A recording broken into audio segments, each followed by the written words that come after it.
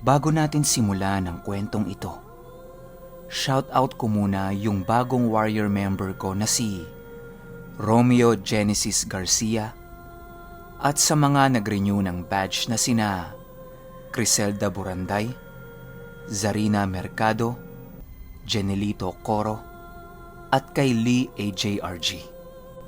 Maraming salamat po sa inyo. Simulan na natin to.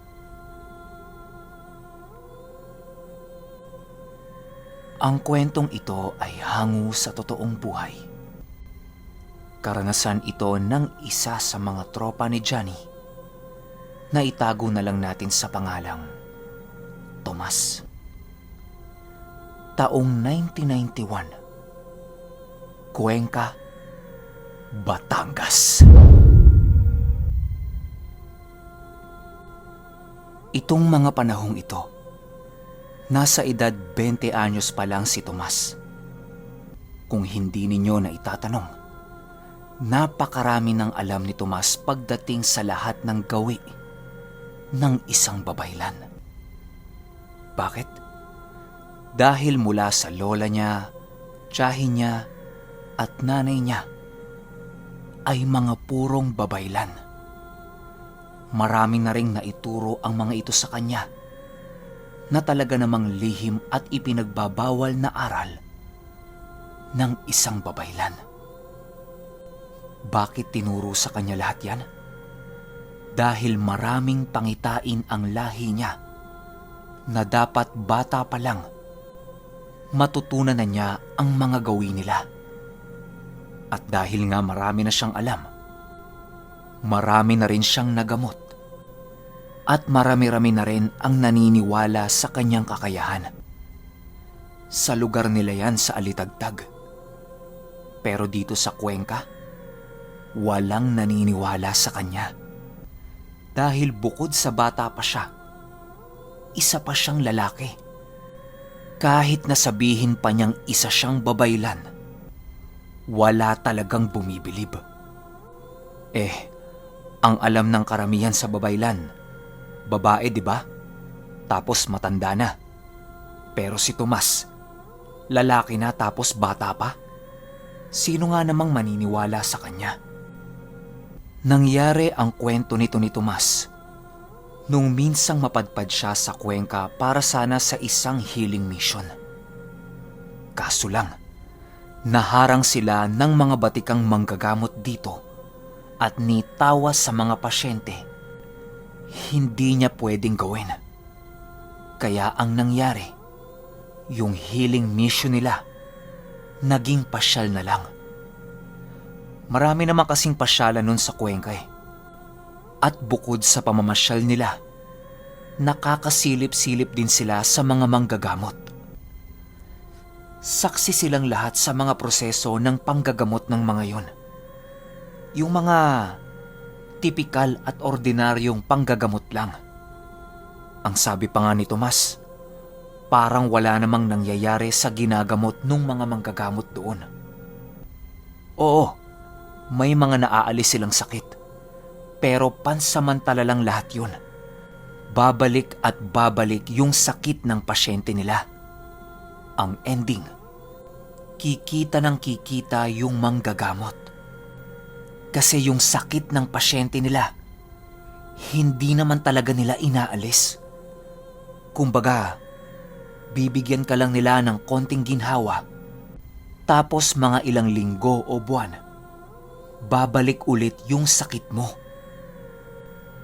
At ang nakakatakot na revelasyon na sinabi nito ni Tomas, yung mga mismong manggagamot noon sa lugar na yon, ang nagbibigay sakit din sa mga pasyente nilang may pera.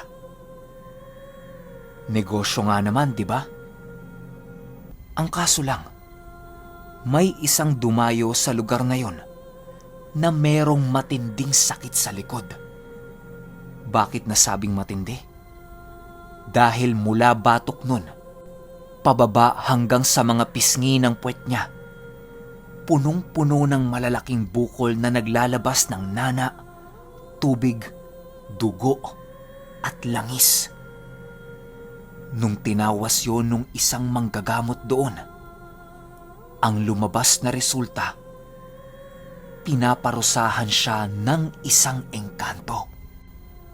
Konting ritual pa lang ang ginawa niya, sumuko na kaagad yung manggagamot. Dahil ayon sa kanya, hindi ordinaryong engkanto ang nagbibigay parusa sa kanya, kundi isa itong prinsipe ng matataas na uri ng engkanto. Kahit kausapin niya at mag-alay siya ng kung ano-ano, hindi ito pumapayag dahil ang gusto nun, mahirapan yung pasyente at mamatay ng dahan-dahan. Nung hindi na kaya nung isang manggagamot yun, may sumunod na manggagamot sa kanya. Babae naman. Kasi tumpok sila ng mga manggagamot doon eh. Pag hindi kaya ng isa, yung isa naman yung gagamot. Ganyan yung ikot nila doon. Pero ang pangit lang, kung mapagaling ka man nila o hindi, obligado kang magbigay ng donasyon sa kanila at merong minimum, 500 piso gada pa konsulta. Yung pangalawang babaeng manggagamot na tumingin, ang sabi naman niya, simpleng sakit lang yon sa balat na kaya niyang gamutin gamit lamang ang iilang mga dahon. Ginawa niya yung proseso niya. Pinagtatapalan niya yung likod ng pasyente ng kung ano-anong dahon.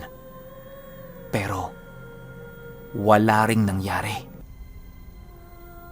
Habang nanonood si Tomas, unti-unti na niyang nakikita yung problema ng pasyente.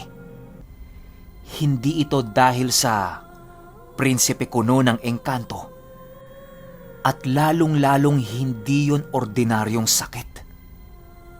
Dahil ang mga bukol-bukol na yon ay gawa ng isang mangkukulam. Nagtataka naman itong si Tomas kung bakit hindi ito nakikita ng mga manggagamot doon. Ang dami-dami nilang ginagawang ritual pero wala silang nakikitang tamang resulta. Nung wala nang magawa yung mga manggagamot, sinabi nila sa pasyente na bumalik na lang kinabukasan at gagawa sila ng langis na pwede niyang ipahid sa likod niya. Pero syempre, hindi libre yun. May presyo yun. Alok nung mga manggagamot sa kanya, hindi bababa sa 5,000 yung langis. Pero garantisado namang gagaling siya doon. Wala namang magagawa yung pasyente. Makikinig siya sa mga yon. Ang kaso lang, galing pa sa malayo yung tao. Tapos babiyahin na naman siya ng malayo pabalik doon. Kawawa naman, di ba? May sakit na nga eh. Sa awa nito ni Tomas, inutusan niya yung isang kasama niya na bumili ng isang buong buhay na manok. Kahit anong klase, basta bilisan lang niya.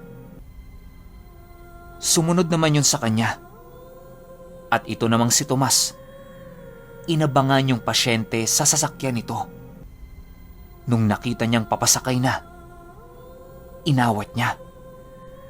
Ang sabi ni Tomas, Ma'am, kung hindi po ninyo mamasamain, gusto niyo po bang ako na po ang manggamot sa inyo? Mabilis na mabilis lang po. Kukunin ko lang po yung pangalan ninyo, araw ng kapanganakan, edad, at meron lang po akong papaduraan sa inyo. Hintayin lang po natin yung kasama ko. Nagtaka yung babae sa kanya. Kasi duduraan? Ano ba yun? Pero dahil gustong-gusto na nitong gumaling, sumang-ayon na lang siya sa lahat ng sinabi ni Tomas. Ilang minuto ang lumipas. Dumating yung inutusan niya Bitbit ang isang 45 days na manok.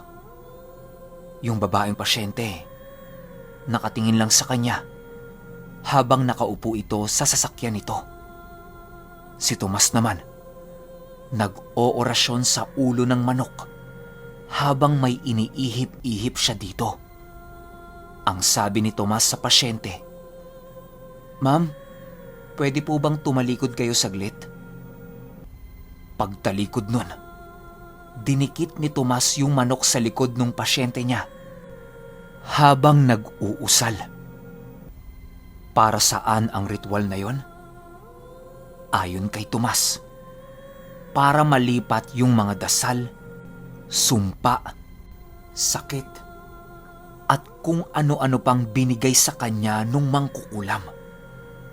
Wala na yung mga pasapi-pasapi pa. Rektang patayan na kaagad ang gagawin ni Tomas. Kasi malala na yung sakit ng pasyente. Parang isang pitik na lang nung mangkukulam, magpuputukan lahat ng bukol nun sa likod. Tapos mamamatay siya. Matapos pasadahan ni Tomas ng manok yung likod ng pasyente niya, pinaharap na niya yun. May inusal lang siya. Inihip sa magkabilang butas ng tenga ng pasyente at hiniling niya na duraan yung ulo ng manok ng 3 ulit. Matapos dumura, ang sabi ni Tomas, dapat saksi siya sa mangyayari sa manok. Kailangan niyang makita yon ng harapan. Hindi naman alam ng pasyente niya kung ano yung gagawin niya. Nang humingi ito ng kutsilyo sa kasama niya, umusal ulit sa kutsilyo at sinaksak ni Tomas yung gitna ng ulo ng manok. Biniyak niya yon at may kung ano siyang pilit na kinukuha sa pinakaloob ng ulo. Halos masuka-suka yung babaeng pasyente niya.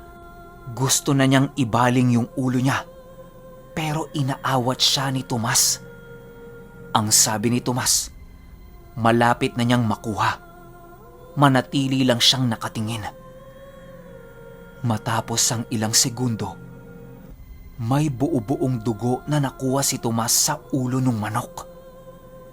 Inabot ni Tomas yun sa kamay ng pasyente niya at sinabi nitong siya ang dumurog nun. Kahit diring-diri yung pasyente, wala siyang magagawa. Kailangan niyang gawin yon para gumaling siya. Pagkadurog nun, tinapon niya kaagad sa lupa. Ang sabi ni Tomas, maghugas siya ng kamay niya pagka-uwi niya.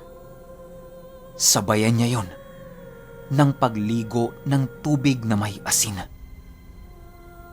Kahit parang nawiwirduhan sa kanya yung pasyente, sumunod na lang ito sa lahat ng pinag-uutos niya. Matapos yan, umalis na yon.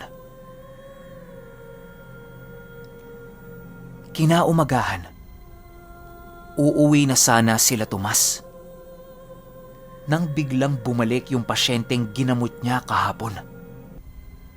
Nasa malayo lang sila nung kasama niya. Inoobserbahan kung anong gagawin ng pasyente. Pagbaba ng sasakyan, sinalubong kaagad ito nung mga manggagamot. Kung ano-ano ang inaalok sa kanya. Pero lahat yon tinatanggihan niya. Ang tanging hinahanap lang nito, si Tomas. Nanatiling nagtago si Tomas sa kwarto nun. Alam niya kasi na magagalit sa kanya yung mga manggagamot doon. Paano? Pinakialaman niya yung pasyente nila. Matapos ang ilang minutong paghahanap, nag-iwan ng pera yung pasyente at contact number. Bili na bili nun, iabot yun sa kanya. Nung umalis na yung pasyente, tsaka lumabas itong si Tomas at dire-diretsyong naglakad lang papalayo sa lugar na yon. Kahit tinatawag siya nung mga manggagamot, hindi niya yon pinapansin. Alam niya din naman kasi na hindi ibibigay ng mga yon yung pera at kung ano-anong masasakit na salita pa ang sasabihin sa kanya. Kaya sa isip-isip nito ni Tomas, sa inyo na yan. Ang mahalaga nakatulong ako. Matapos ang araw na yon, hindi tumigil yung pasyente na yon na magpabalik-balik sa Cuenca. Nagbakasakali ito na makikita niya ulit si Tomas. Pero wala na. Hindi na talaga sila nagkita. Kasi hindi na bumalik si Tomas doon eh. Ang nagkwento na lang kay Tomas nito, yung isang batang manggagamot doon na sumunod sa kanya at naging estudyante niya.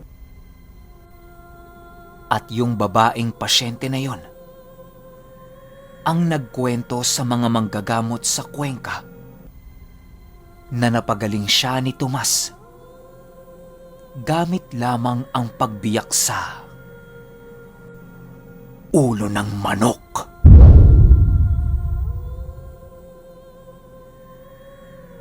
Okay, opinyon ko sa kwento. Pasintabi muna ho tayo sa lahat ng manggagamot dyan sa Cuenca, Batangas.